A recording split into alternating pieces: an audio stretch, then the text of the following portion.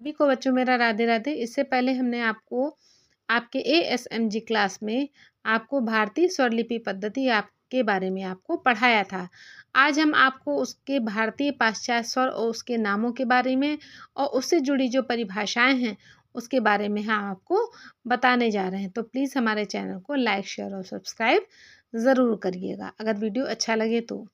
चलिए तो शुरू करते हैं। देखिएगा, भारतीय पाश्चात्य स्वर और उसके नाम।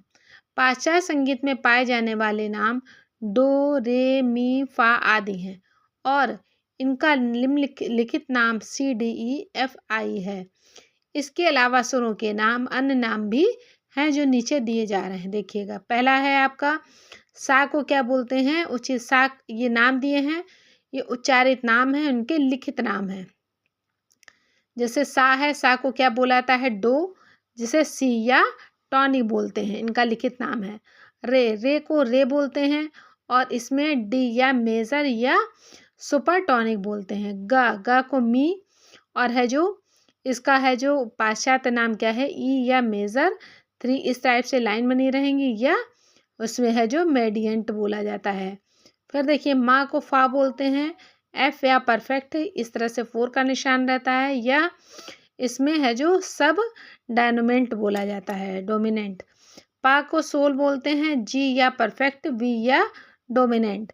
धा को ले, ए या मेजर, वी आई या सब डोमिनेंट। नी को सी, बी या मेजर, वी 2 लाइन बनी रहेंगी, या इसमें लीडिंग नोट कहा जाता है। तार सा को क्या बोला जाता है, डो, सी या ऑक्टेव। देखिए, कहने का मतलब यही है, जो हम लोग पढ़ते हैं ज़्यादातर पढ़ते हैं सा रे गा मा पा धा नि सा। अब कैशियो वगैरह पे बजाते हैं तो इस तरह से है जो उसमें है जो मतलब ये जो नाम होते हैं ये दिए होते हैं, लेकिन है जो उनके उच्चारित नाम है जो क्या बोले जाते हैं, जो बाहरी जो बोले जाते हैं या पास, तो उसमें है जो ये इस टाइप से उसको इंडिकेट किया जाता है। अब इसी में देखिए की सिग्नेचर की परिभाषा दी हुई है। अब की सिग्नेचर क्या होता है, आपके कॉम्पिटिटिव एग्जाम में कितनी बार पूछा जाता है, ठीक है। तो इससे बनने वाले क्वेश्चन भी आप देखिएगा। इसका प्रयोग 16वीं शताब्दी को के अंत से होने लगा था। सबसे पहला क्वेश्चन तो यही हो गया, कौन सी शताब्दी।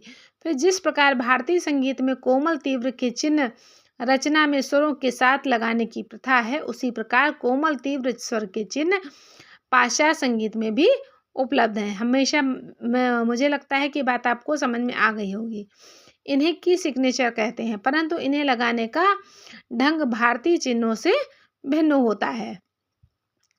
वहाँ किसी भी रचना को लिखते समय कोमल तीव्र के चिन्ह क्लेव के तुरंत बाद लगाते हैं।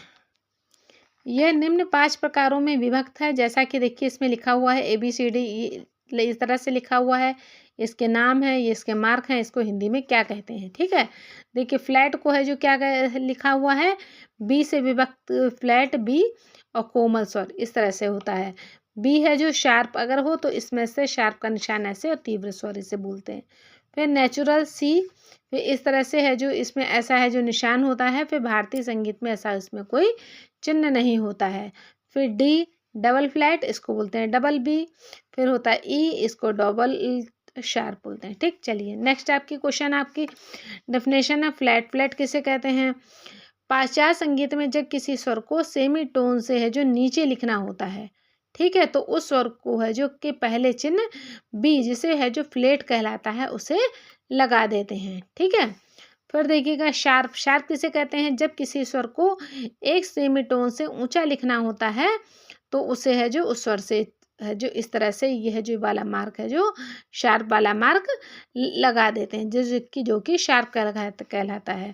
फिर है नेचुरल। नेचुरल किसे कहते हैं, जब किसी रचना में एक स्वर के 2 रूप है जो प्रयोग में आए तो फ्लैट और शार्प के चिन्ह क्लेव के तुरंत बाद लगाकर विभाग के अंदर ही लगा देते हैं, ठीक है। अतः और उन्हें पुनः शुद्ध रूप देने के लिए इस टाइप से नेचुरल का चिन्ह भी पहले लगा देते हैं।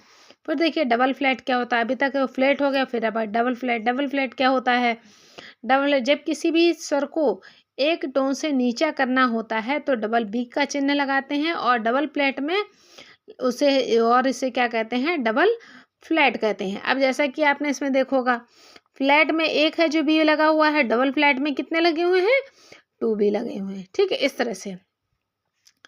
फिर डबल शार्प। अब देखिए शार्प के लिए देखिए ये डेफिनेशन थी, अब इसका डबल शार्प क्या हो जाएगा। इसी प्रकार किसी भी रचना को एक टोन से ऊंचा करना होता है तो स्वर से पूर्व है जो क्रॉस चिन्ह को डबल शार्प की तरह लगा देते हैं। ठीक है, अब देखिए ये क्रॉस हो गया और इसका शार्प का ये चिन्ह हो गया और डबल शार्प का क्या हो गया, ये चिन्ह हो गया। ठीक, फिर नेक्स्ट आपका है आता है आपका लेजर लाइन। लेजर लाइन क्या होता है, प्रायः वृंद वादन या पियानो वादन में जब एक साथ मंद्र, मध्य और तार सप्तक के सुरों को बजाना होता है तो इन्हीं दोनों का क्लेफ का प्रयोग किया जाता है। परंतु जब किसी ऐसे वाद्य के लिए रचना लिखनी होती है जिसमें केवल ऊपर या नीचे जिन्हीं 5 रेखाओं का काम चल जाए तो वो 11 रेखाएं न खींचकर मात्र 5 रेखाओं में से ही काम चला लेते हैं और उस समय वो उसको दिखाने के लिए मध्य षड्ज के ऊपर से स्वर हैं या नीचे के हैं तो रचना प्रारंभ करने के पूर्व क्लेफ का चिन्ह लगा देते हैं, जो धुनें एवं रेखाओं के सहारे नहीं लिखी जा सकती। उन्हें लिखने के लिए इस पद्धति में छोटी छोटी लकीरें खींच ली जाती हैं, जिसे कि है जो लेज़र लाइन कहते हैं। तो बच्चों आज का है जो हमने आपको बताया है, तो आई होप कि आपको है जो समझ में आ गया होगा किस चीज़ में इसके चिन्ह तो आपको समझ में आ ही गए होंगे अच्छी तरह से। अगर इसको आप 1-2 बार और देखेंगे, इस लिखा हुआ भी रखा गया, लिखा हुआ ये नोट्स हैं, इसको आप है जो यहाँ पे लिख लीजिएगा। फिर आपको अपनी कॉपी में फिर आप देखिएगा कि इसको आपको समझने में कोई भी प्रॉब्लम नहीं होती है और परिभाषाएँ भी आपको इस तरह से आपको समझ में आ जाएंगी।